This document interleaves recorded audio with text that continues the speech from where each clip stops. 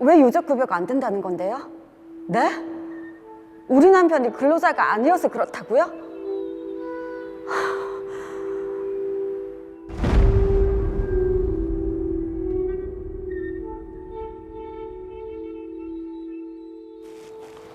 저희 남편은 부산의 한 카센터 체인점의 자동차 부품 수리 업체와 유지보수 계약을 체결한 개인 사업자였습니다. 니 오늘 또 7시 반에 왔나? 요새 뭐 회사 일도 많고 업무량이 많아서. 하여튼 누가 보면 네가 이 회사 정직원인 줄 알겠다. 맡은 일인데 최선을 다해야지. 누가 말리노? 어? 아, 니 오늘도 숙소에서 자고 갈 거가? 응, 그래야겠네. 영 이게 마늘증이어서 좀 늦게까지 손봐야 할 것 같다.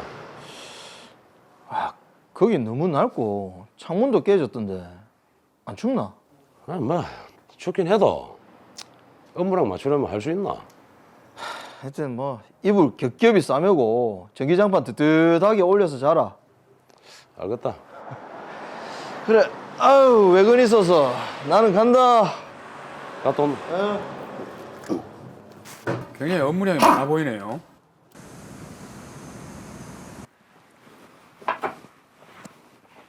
니 어제도 숙소에서 잤나? 일이 많아서. 왜? 어디 안 좋나? 배도 아프고 머리도 아프고 복통에 두통. 속도 울렁울렁하고. 야, 이거 병원 가봐야 되는 거 아이가? 과로로 그런 걸까요? 일단 거래처 사장한테 얘기해 볼게. 남편은 거래처 지점 대표에게 허락을 구하고 대학병원 응급실로 갔습니다. 정준 씨, 네, 무슨 큰 병입니까? 두통과 복통, 구토감이랑 전신 근육통까지 있으셨고 혼자 내원하셨네요. 네. 저희가 보기엔 급성 신부전증이랑 위장염이신 것 같습니다. 일단 입원하시죠. 알겠습니다. 남편은 입원 직후부터 다음 날까지 구토를 하다 의식을 잃었습니다. 병원에선 그제야 뇌CT를 찍었고 지주막 가출혈을 발견했습니다. 그 후 뇌동맥류 결찰술 등의 시술을 했지만 남편은 내부종이 심해져 결국 세상을 떠났습니다. 참 안타까운 사연입니다.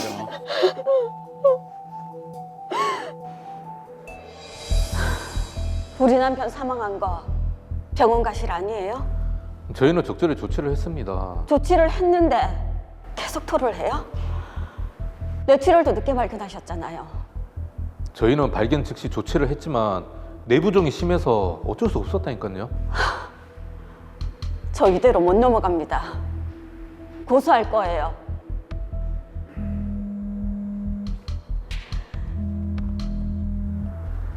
여보세요?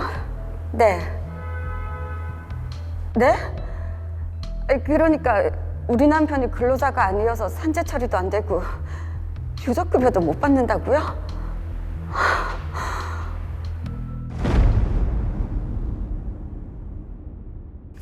네, 남편 정지훈 씨가 사망을 했고요. 그 과정에 억울함을 해결하지 못한 아내분께서 저희 로이어에 사건을 의뢰해 오셨습니다. 그렇습니다. 빨리 좀 해결책을 찾아 드려야 될 것 같습니다. 네. 사건 정리부터 먼저 해보죠.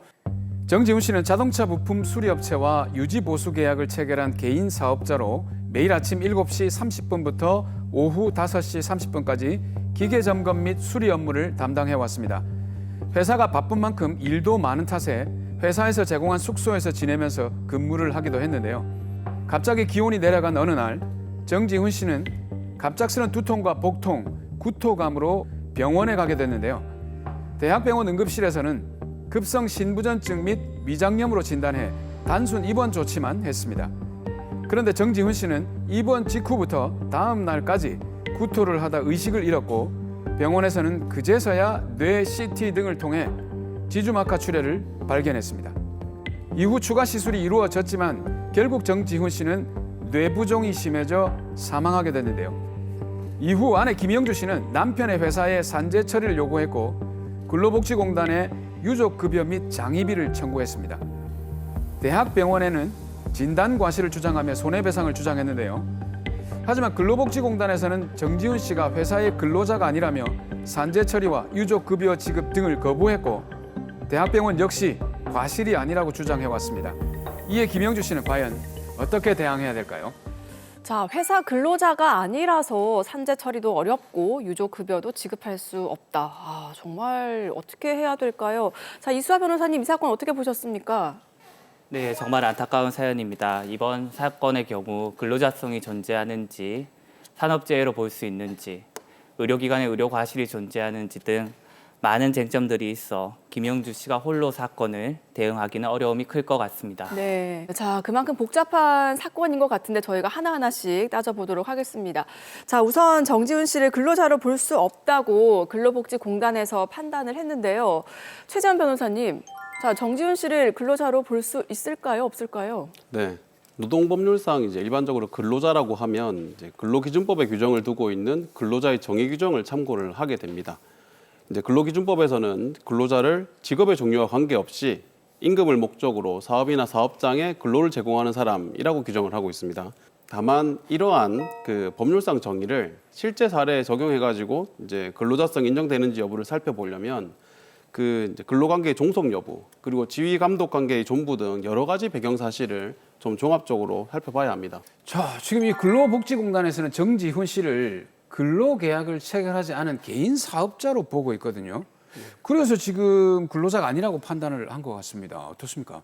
네, 아무래도 이제 근로복지공단에서는 이제 사용 종속 관계가 있는 근로자가 아니라 용역 계약을 체결한 이제 독립된 개인 사업자다 이렇게 판단해가지고 아무래도 근로자성을 부정한 것 같거든요. 그렇습니다. 네.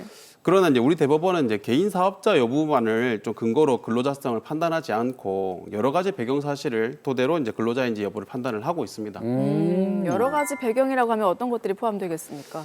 네, 이제 대법원 판례를 인용을 해보면 이제 우리 대법원은 근로자에 해당하는지 여부는 계약의 형식이 고용계약인지 도급계약인지보다 그 실질에 있어서 근로자가 사업장의 임금을 목적으로 종속적 관계에서 사용자에게 근로를 제공하는지 여부에 따라 판단해야 된다고 하면서 여기에 종속적인 관계가 있는지 여부는 업무 내용을 사용자가 정하고 사용자가 상당한 지휘 감독을 했는지 사용자가 근로시간과 근무 장소를 지정하고 근로자가 이에 구속을 받는지 네. 노무 제공자가 스스로 비품 원자재나 작업 도구 등을 소유하거나 제3자를 고용해서 업무를 대행케 하는 등 독립하여 자신의 계산으로 사업을 영위하는지 네. 또 노무 제공을 통한 이윤의 창출이나 손실의 초래 등 위험을 스스로 안고 있는지 보수의 성격이 근로 자체의 대상적 성격인지 기본급이나 고정금이 또 정해져 있는지 이런 경제적, 사회적 여러 가지 조건을 종합해서 판단해야 된다라고 판단하고 있습니다. 네. 따라서 이제 우리 사례에서도 이 정지훈 씨 근로 제공 방식이나 사용 종속 관계 그리고 지휘 감독 관계, 근로 환경, 계약 내용 이런 것들을 종합적으로 보고 판단을 해야 합니다. 자, 그렇다면 말이죠. 지금 쭉 말씀하신 걸 들어보니까 이 정지훈 씨는 회사에 매일 7시 30분에 출근해서 5시 30분까지 근무를 했단 말이죠. 그리고 회사 숙소 내에서 지내기도 했고 이 정도면 종속돼 있는 근로자라고 봐야 되지 않을까요? 그러니까요. 네, 사무장님께서도 정확하게 좀 보신 것 같습니다. 그 정지훈 씨의 경우에는 용역 계약을 체결해서 이 회사에 있는 설비 기계를 정비하고 이제 수리하는 일을 하긴 했는데 네. 근무 시간이 정해져 있었고요.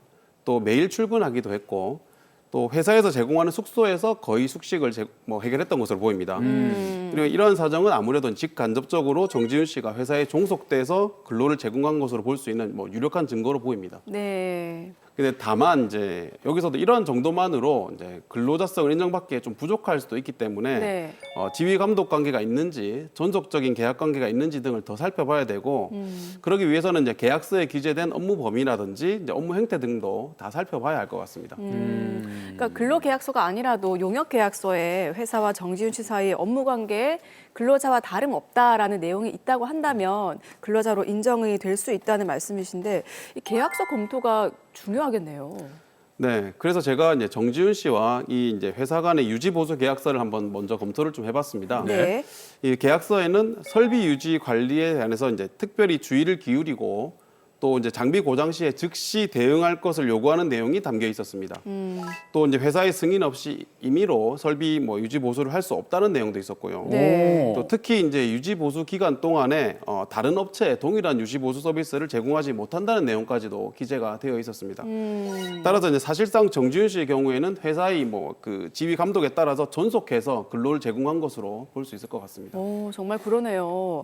자, 그리고 정지훈 씨가 매달 이제 정해진 보수를 받고 근무한 점도 있었고요. 병원에 갈 때에도 회사 허락을 받고 갔던 것. 사실 개인 사업자는 이러지 않잖아요. 이런 부분들도 근로자냐 아니냐 영향을 좀 줄 것 같은데요. 어떻습니까? 네, 맞습니다. 그 단순히 고정된 금액을 지급받는다는 것만으로 근로관계인지 여부를 판단할 수는 없겠지만 네. 다른 여러 사정들에 좀 덧붙여가지고 매달 440만 원의 고정된 금액을 좀 받았다는 점, 병원 갈 때도 회사 동의를 좀 받고 갔다는 점, 이런 것들을 종합을 해보면 정지훈 씨의 경우에는 이 회사의 근로자다 이렇게 볼 유력한 증거가 아닌가 생각합니다. 네. 근데 일단 뭐 정지훈 씨 같은 경우에는 근로자로 인정이 된다고 하더라도 이건 이제 산업재해로 인정을 받아야 되지 않습니까? 그렇죠. 네. 그렇다면 이게 업무상 재해에 해당하는지가 관건이 될 것 같은데 어떻습니까? 네, 맞습니다. 이제 근로복지공단은 그 산업재해보상보험법에 따라서 이제 업무상 재해에 해당하는 경우에는 요양급여라든지 아니면 유족급여를 뭐 지급을 하게 되는데요.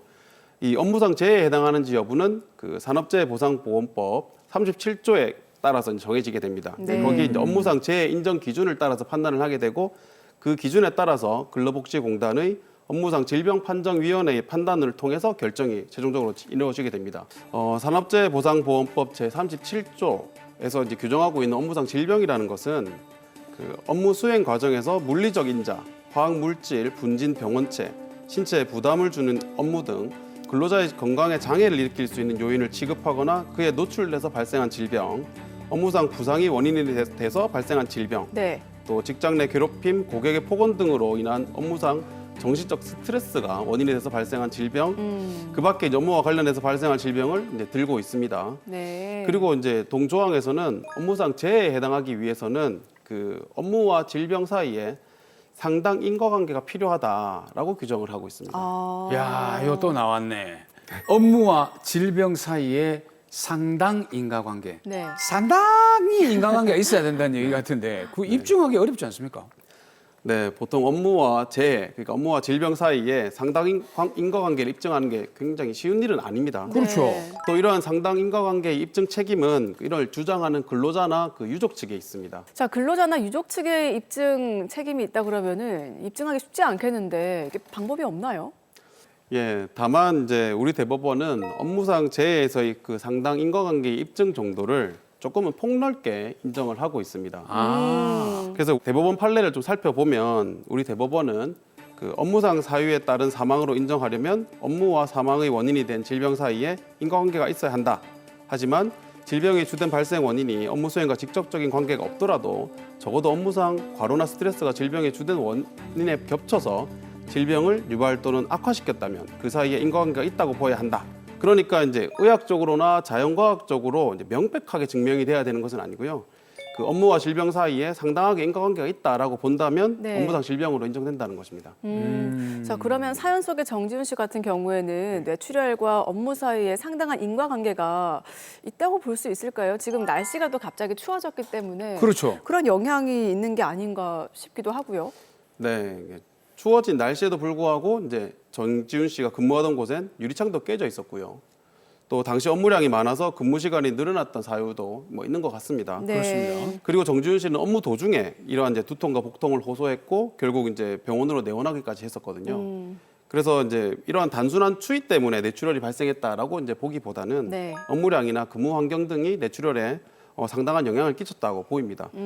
실제로 이와 유사한 사례에서 업무상 질병이 인정된 사례도 있습니다. 자, 그리고 또 하나 짚어볼 부분이 대학병원의 의료과실 부분입니다. 저희가 자세히 알아보니까요. 응급실 내원 후에 약 5시간이 지나서야 지금 급성 신부전증과 위장염 진단이 일단 내려졌다고 하는데 이 정도면은 사실 응급실에 간 의미가 있습니까? 그 응급실의 처치 지연이 사망이나 그 병증의 악화에 직접적인 영향을 좀 준 경우라면 해당 대학병원에 일부 책임을 물을 수도 있을 것 같습니다. 다만 응급실의 처치 지연을 입증하고 그 이후로 사망이 일어났다는 점을 입증하기는 사실은 쉽지는 않습니다. 근데 지금 정지훈 씨 같은 경우에는 입원 직후부터 구토 증상이 있었는데 하루가 지나서야 추가 검사를 통해서 뇌출혈이 판명이 됐단 말이죠. 특히 뇌출혈 같은 경우에는 골든 타임이라고 해서 굉장히 그 시간이 중요한 부분인데 맞아요. 미리 막을 수 있었던 그런 상황으로 보이거든요. 이런 부분을 가지고 병원의 과실을 주장할 수는 없을까요? 네, 맞습니다. 그 의료 과실이 인정이 되기 위해서는 그 업무상 주의 의무 위반이 인정이 돼야 됩니다. 근데 이 사건의 경우에서는 그 담당 의사가 그 피해자에게 그 뇌 주주막과 출혈을 비롯해 가지고 2개의 질환이 발생했을 가능성을 예측을 하고 이를 확인하기 위해서 뇌 CT 등을 이제 촬영했어야 될 의무는 사실은 있어 보입니다. 자, 그렇다면 업무상 주의 의무 위반으로 해서 의료 과실로 인정이 돼야 할 것 같은데 지금 담당 의사의 태도는 전혀 그렇지가 않습니다. 네, 이제 의료 사고에서도 이제 업무상 주의 의무 위반과 환자의 사망 사이에 상당한 인과관계를 요구를 합니다. 네. 근데 여기서는 이제 필요한 검사나 처치를 하지 못한 업무상 주의 의무 위반은 인정이 될 것으로 보이고요. 그런 이유로 적절한 치료 시간을 결국 놓치게 됐고 사망에 이르렀기 때문에 인과관계도 인정은 돼 보입니다. 네. 그러니까 이제 김영수 씨 경우에는 정지훈 씨가 그 보였던 증상들이 평균적인 의사의 관점에서 쉽게 예상하고 발견할 수 있었다. 뭐 이런 점을 주장을 해야 되고 또 그럼에도 불구하고 적절한 검사를 하지 못해가지고 의사의 과실이 있다라는 점을 좀 부각을 많이 시켜야 됩니다. 네. 자, 어쨌든 일을 하다가 사망을 했는데 여기에 대한 보상을 소송까지 해야만 또 받을 수 있다는 사실이 참 마음이 아픈 것 같습니다. 그렇습니다. 자, 마지막으로 의뢰인이죠. 아내 김명주 씨께 한 말씀 부탁드립니다. 네, 김영주 씨, 그 극심한 슬픔에 어떤 말로도 위로가 되지 않을 것 같습니다. 저 역시 이런 사건을 이제 맡게 되면 마음이 무겁고 막중한 책임감을 느끼게 됩니다. 제가 말씀드렸던 것처럼 그 유족급여의 경우에는 그 근로자성도 인정이 될 것으로 보이고 산업재해도 인정이 될 것으로 보입니다. 그러니까 이제 근로복지공단의 요양불승인 처분에 대해서는 행정심판이나 행정소송으로 대응을 하시면 될 것 같고요. 그 대학병원의 의료과실의 경우에는 그 진단처치 지연이나 오류가 의사가 의무를 다하지 않아서 발생했다라는 점을 좀 부각을 시켜 보신다면 병원 측의 손해배상도 이끌어낼 수 있을 것으로 보입니다. 다만 이러한 부분은 형사 고소를 진행한다든지 뭐 전략적으로 접근해야 될 부분이 있기 때문에 법률 전문가의 자문을 받아보시기를 권해드립니다.